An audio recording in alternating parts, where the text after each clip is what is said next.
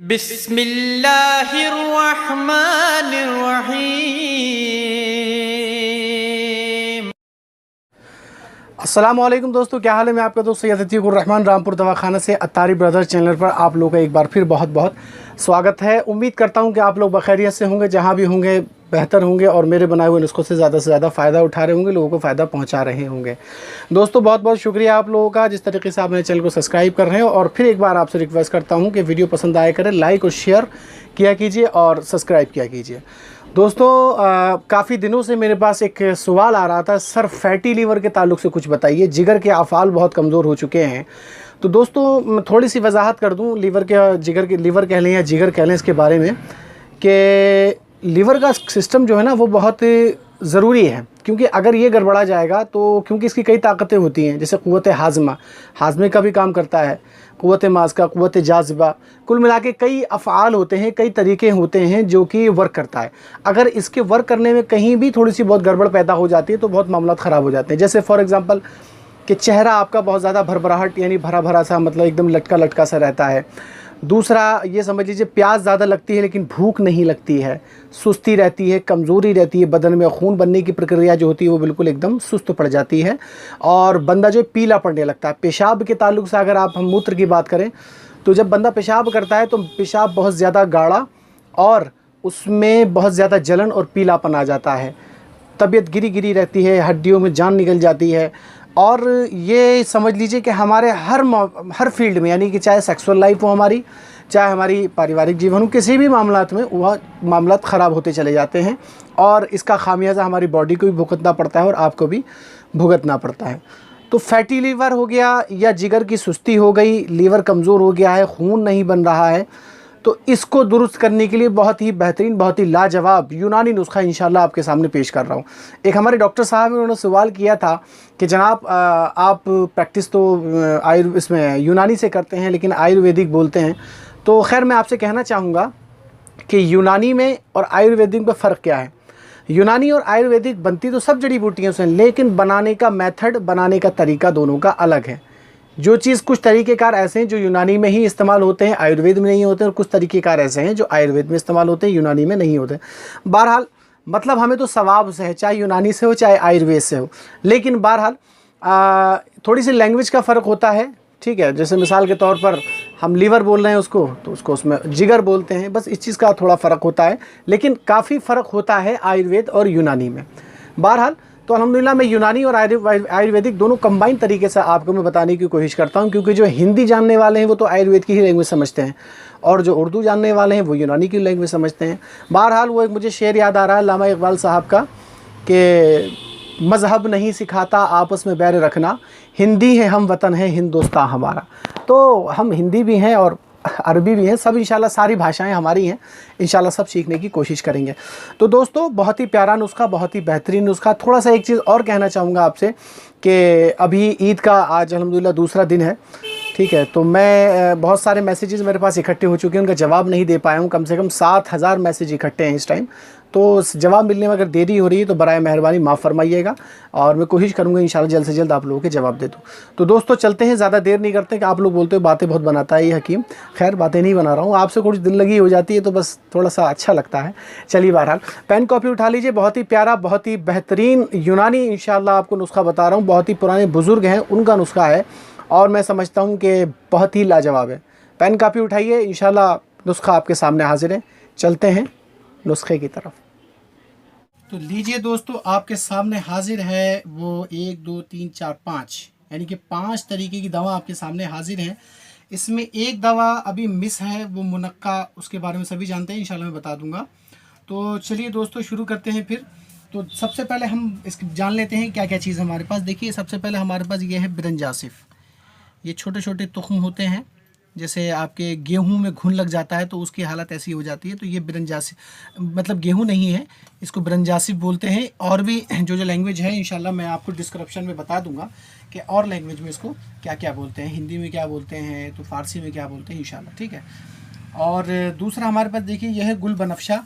बनफशा की पत्तियाँ हैं, फूल भी हैं, इसमें सब मिक्स है, इसे गुल बनफशा बोलते हैं।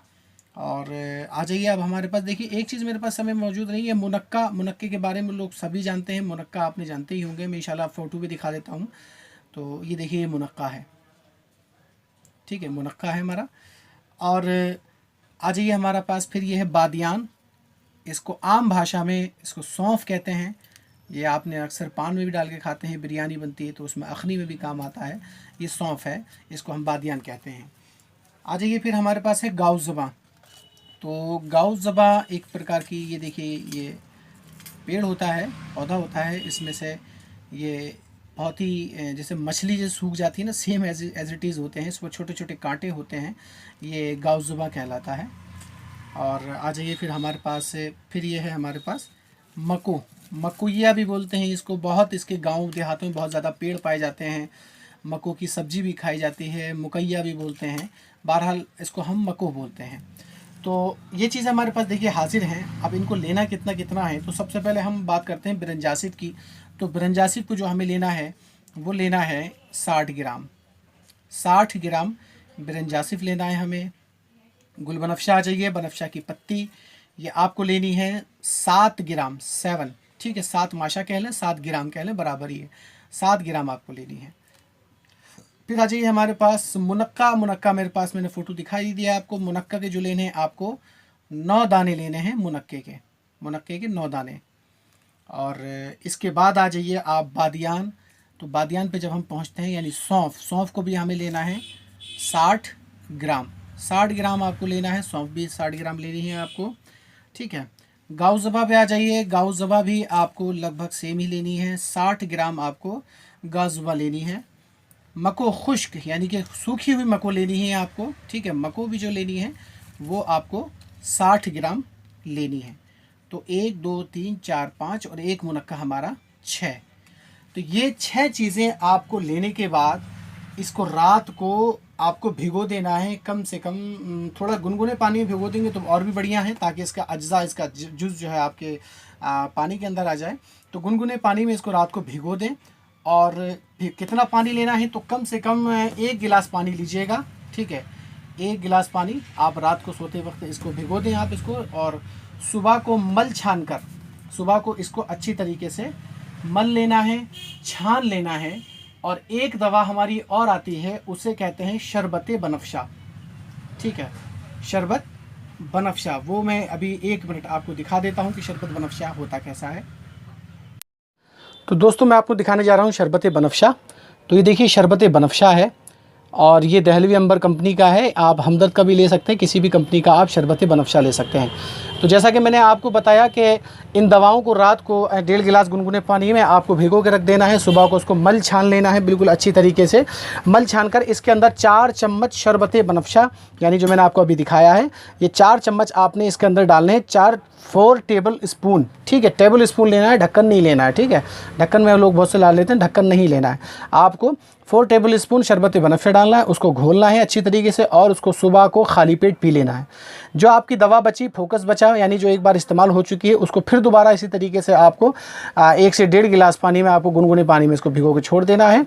शाम को फिर इसी तरीके से शरबत बनफ्शा 4 चम्मच आपने डाला, उसको घोला, उसको मल छान कर अच्छी तरीके से आपने फिर उसको शाम को दोपहर के खाने के कम से कम 5 से 6 घंटे बाद, ठीक है, आपको इसको पी लेना है।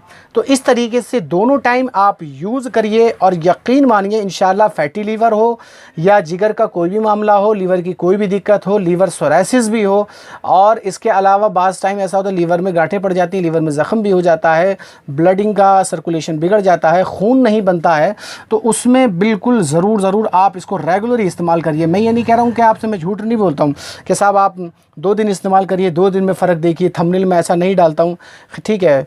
तो फ़िलहाल मैं कोशिश ये करता हूँ कि फ़ायदा ज़्यादा से ज़्यादा हो। अब फ़ायदा आपको देखिए, कम से कम इसको आप इस्तेमाल करेंगे तो इसका फ़ायदा कम से कम 20 दिन में आपको दिखाई देगा, ठीक है। पहले भी दिखाई दे सकता है, किसी को 7 दिन में भी दिखाई दे सकता है, लेकिन 20 दिन में दिखाई देगा। अगर मर्ज़, अब देखिए कंडीशन इसकी होती है कि साहब कितने दिन इस्तेमाल करना है, तो यह है अकॉर्डिंग टू कंडीशन, आपका मर्ज़ कैसा है। आप इसको रेगुलरली इस्तेमाल करिए, बहुत ज़्यादा महंगा नहीं है, बहुत ही सस्ता नुस्खा है, और बहुत आसानी से हर जगह मिलने वाली चीज़ है।